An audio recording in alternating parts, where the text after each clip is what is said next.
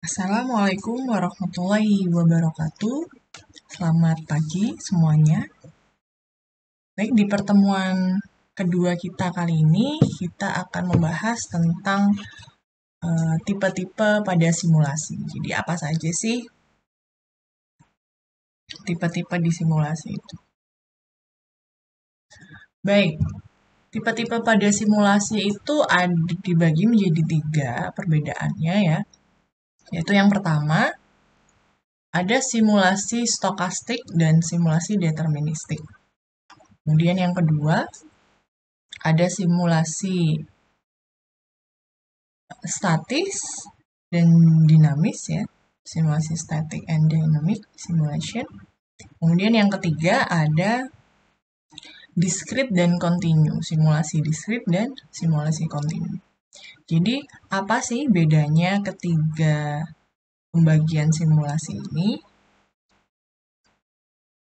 Baik, simulasi stokastik dan simulasi deterministik ini adalah pembagian simulasi berdasarkan ada tidaknya berubah acak atau variabel acak. Dan untuk simulasi stokastik ini adalah model simulasi yang memiliki satu atau beberapa variabel random di dalam inputnya.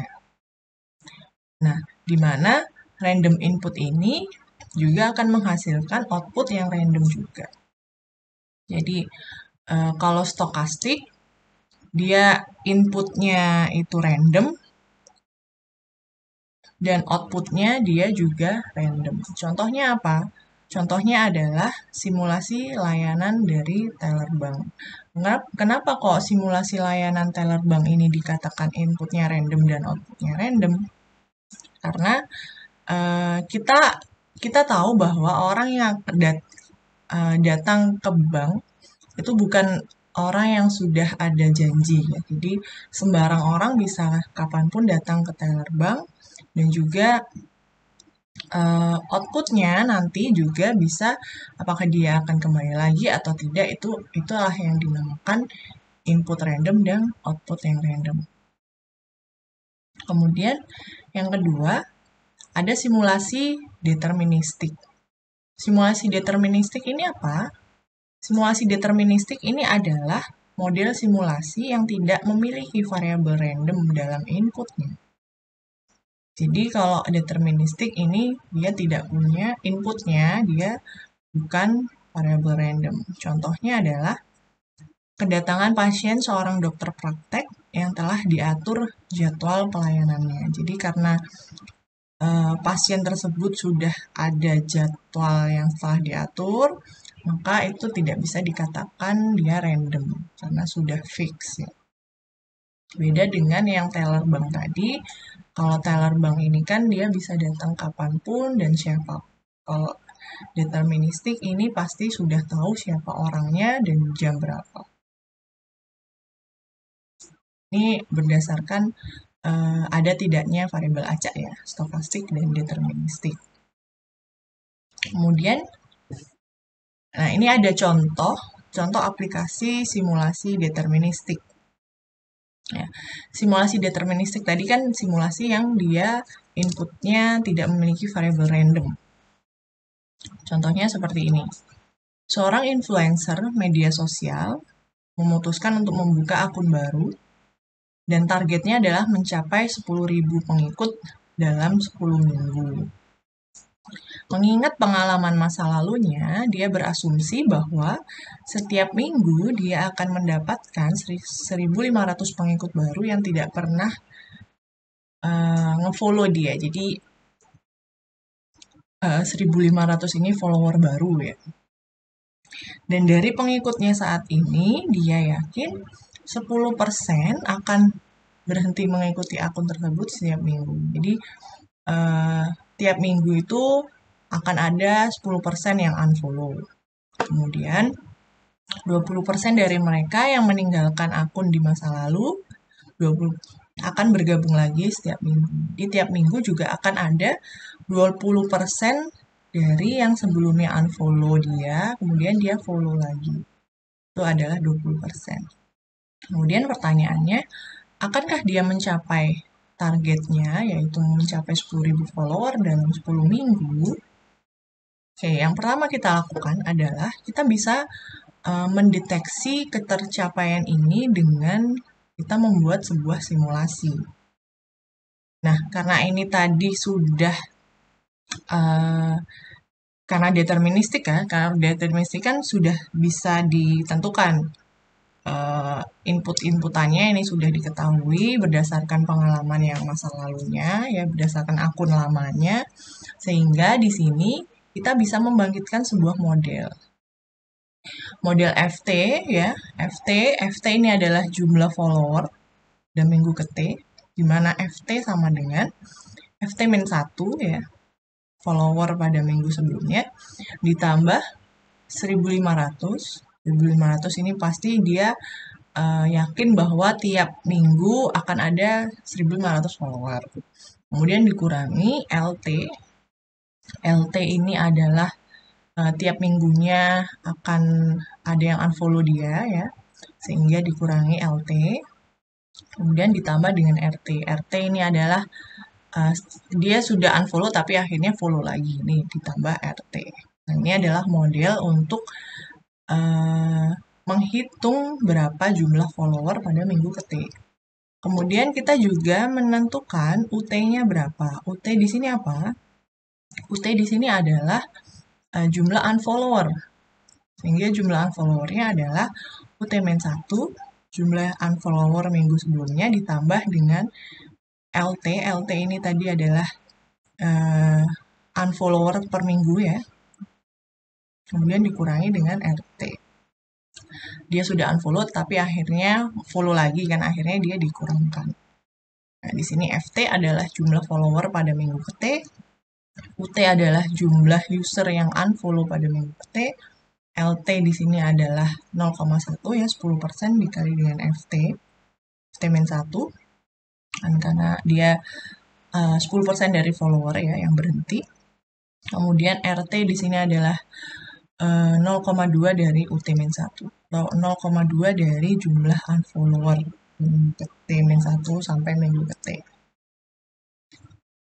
Oke,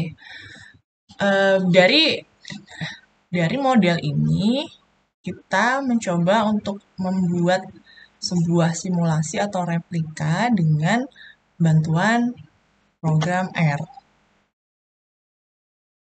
Nah, di dalam program R kita coba tuliskan sintaks seperti ini ya. Jadi pertama ini ada FT, UT, LT, RT.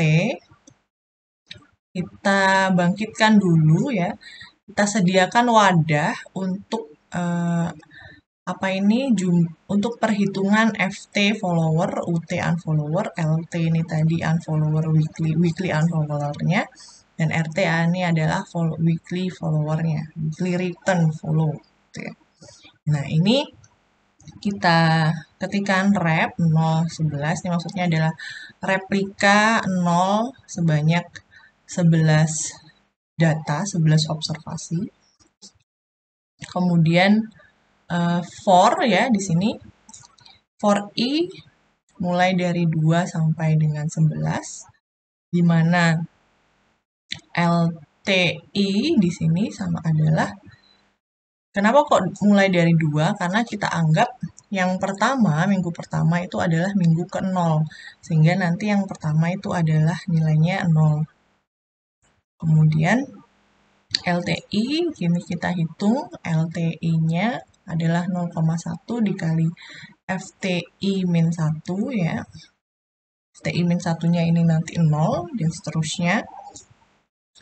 Kita hitung semuanya sesuai dengan model yang sudah kita tentukan sebelumnya. Kalau sudah, kemudian resultnya kita tampilkan di dalam sebuah data frame. Di sini data frame-nya kita akan menampilkan FT, itu adalah follower, kemudian ada total unfollower atau UT, kemudian ada LT adalah weekly unfollower, dan RT di sini nanti akan muncul weekly return-nya. Oke, kalau kita running seperti apa hasilnya? Nah, Kalau kita running, hasilnya nanti akan seperti ini ya. Pada simulasi deterministik itu inputnya adalah tidak random, jadi sudah ditentukan. Jadi untuk pemodelannya bisa kita tentukan sendiri. Nah, kita lihat di sini, ini dimulai dari week ke-10 ya. Dari week ke-0, minggu ke-0, minggu pertama, minggu kedua, minggu ketiga, minggu keempat, minggu kelima, ke-6, 7, 8, 9, 10. Kita lihat dulu, minggu ke-0 kan ini belum mulai, jadi semuanya 0. Kemudian di minggu pertama, dia akan ada 1.500 follower ya. Kemudian yang lainnya masih 0. Kemudian di minggu yang kedua, ini sudah mulai bertambah followernya ya, yaitu sebanyak harusnya kan sebanyak 3.000 karena kan dia ada penambahan 1.500 setiap minggu kan. Tetapi 3.000 itu dikurangi dengan apa? 3 minggu dikurangi dengan ini 150. Karena akan ada unfollow, dia akan ada orang yang unfollow sebanyak 150 orang. Nah, kemudian di sini di minggu yang ketiga harusnya adalah berapa? 4.500 ya, tetapi dia dikurangi dengan 405 dan ditambah dengan 30 orang. Sehingga jumlah followernya adalah sebanyak 4.095. Nah, ini dia terus berjalan sampai diketahui bahwa pada minggu ke-10 total followernya adalah sebanyak 11.600. Jadi, kalau dilihat dari pertanyaannya tadi, akankah dia mencapai targetnya? Targetnya di sini adalah 10.000 dalam 10 minggu, maka berdasarkan simulasi yang dilakukan tadi, ini bisa menjawab bahwa jika dia membuat akun baru, maka target 10.000 dalam 10 minggu bisa tercapai. Nah, simulasi deterministik ini bisa juga dirubah menjadi simulasi stokastik ya. Caranya adalah dengan memasukkan input di sini tadi ada follower dan unfollower ya, dimana follower dan unfollowernya itu tadi dia mengikuti sebuah variabel random. Jadi kita tentukan, kita punya data di masa lalu, kita tahu distribusinya apa, kemudian kita bangkitkan jumlah follower dan unfollowernya berdasarkan distribusi dari variabel acak. Itu baru nanti bisa dikatakan simulasinya bisa menggunakan simulasi stokastik, kan deterministik lagi. Oke. Kemudian yang kedua, itu tadi ada simulasi statik dan simulasi dinamik ya. Kalau statik dinamik ini simulasi berdasarkan sifat dan waktu. Nah, simulasi statik ini apa? Kalau simulasi statik itu dikenal juga dengan nama simulasi Monte Carlo ya, yang mempresentasikan sebuah sistem dari suatu waktu tertentu. Jadi dia berhubungan dengan sistem pada satu waktu tertentu. Contohnya apa? Contohnya adalah jumlah pelanggan yang membeli suatu produk di sebuah toko berdasarkan data historis yang berdistribusi eksponensial. Nah, kita bisa meramalkan ya jumlah pelanggannya yang membeli sebuah produk di toko karena kita ada data historisnya dan data historis tersebut menunjukkan bahwa data tersebut berdistribusi eksponensial. Nah, kemudian Dibangkitkanlah bilangan random untuk menunjukkan jumlah pelanggan yang dibangkitkan sesuai posisi interval distribusinya. Nah, jadi kita bisa meramalkan jumlah pelanggannya. Contoh lainnya juga skor sepak bola. Misalnya kita juga bisa meramalkan berapa nih skor tim bola AC Milan misalnya pada saat dia bertanding berdasarkan histori dari data-data skor sebelumnya. Atau juga bisa keberhasilan investasi, ini juga contoh dari simulasi statik. Atau juga jumlah orang naik haji tahun ini, nah, itu juga bisa kita modelkan atau kita ramalkan gitu ya jumlahnya dengan simulasi Monte Carlo atau simulasi statik. Kemudian yang kedua adalah simulasi dinamik ya. Simulasi dinamik ini apa? Simulasi dinamik ini adalah simulasi yang mempresentasikan sistem dari waktu ke waktu. Contohnya adalah simulasi sebuah bank dalam rentang jam kerja tertentu. Ya, jadi simulasi sebuah bank dalam rentang jam kerja tertentu ini adalah untuk apa? Ini adalah untuk mengetahui apakah karyawan dari bank tersebut sudah cukup atau sudah bisa sesuai dengan jumlah dari pelanggan, gitu kan. Saya dari jam pada saat jam-jam penting itu jam 8 sampai jam 12 gitu. Nah, itu dikatakan simulasi dinamik. Ada rentang waktunya.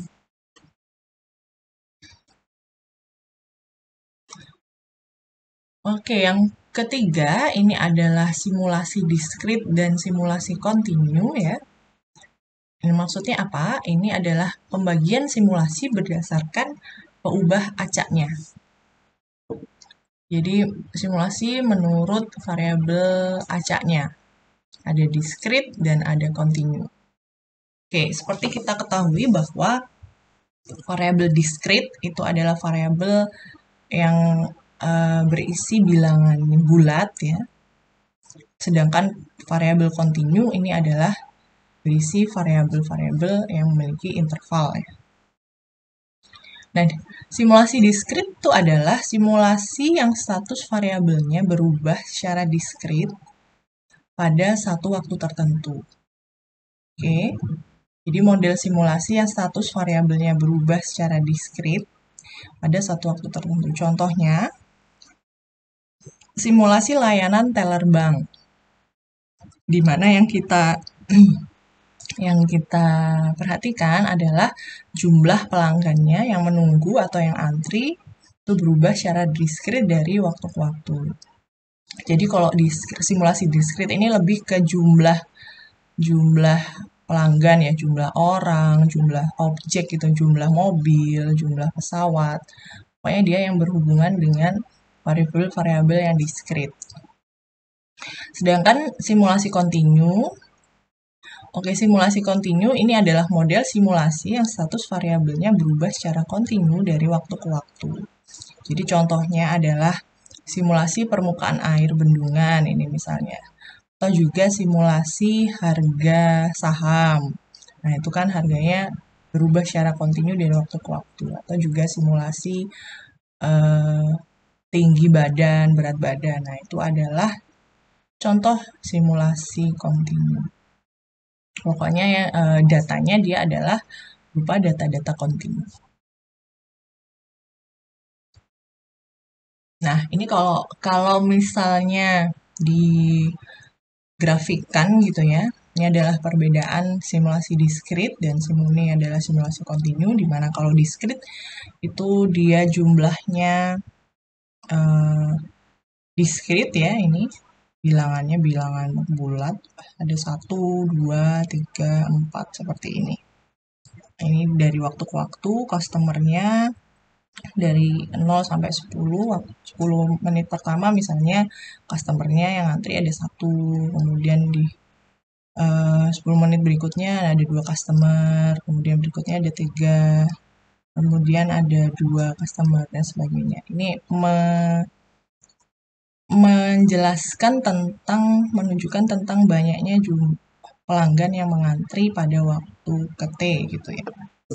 Nah, sedangkan untuk yang simulasi kontinu ini adalah menunjukkan speed ya, kecepatan mobil misalnya atau motor gitu dari waktu ke 0 sampai waktu ke T.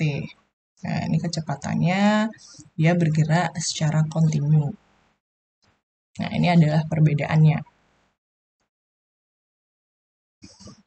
Oke, jadi itu tadi adalah tipe-tipe simulasi yang umum ya. Mungkin juga masih ada beberapa tipe yang lainnya, tapi yang secara umum tipe simulasi dibagi menjadi 3 itu tadi ya. Dan nanti akan kita bahas lebih lanjut tentang simulasi dengan RStudio karena kita nanti perkuliahan kita secara garis besar nanti kita akan membangkitkan bilangan acak, kemudian membuat pemodelan dan sebagainya, validasi. Kita akan menggunakan software RStudio. Jadi pada pertemuan minggu depan kita akan bahas tentang review basic dari R programming ya. Kita review sedikit sebentar gitu tentang program R. Kemudian kita akan mereview juga tentang basic elemen probability dan statistik ya. Elemen-elemen dasar dari probabilitas. Kemudian kita akan mendiskusikan bagaimana membangkitkan bilangan random di dalam program RStudio. Jadi untuk materi hari ini kita cukupkan. Kalian bisa mulai belajar secara mandiri, belajar sendiri, dan bisa mencari untuk persiapan minggu depan. Kalian bisa pelajari ini terlebih dahulu. Baik, sekian presentasi materi dari saya. Apabila ada pertanyaan, dipersilahkan bisa tanya di grup WA. Baik, terima kasih. Selamat siang dan wassalamualaikum warahmatullahi wabarakatuh.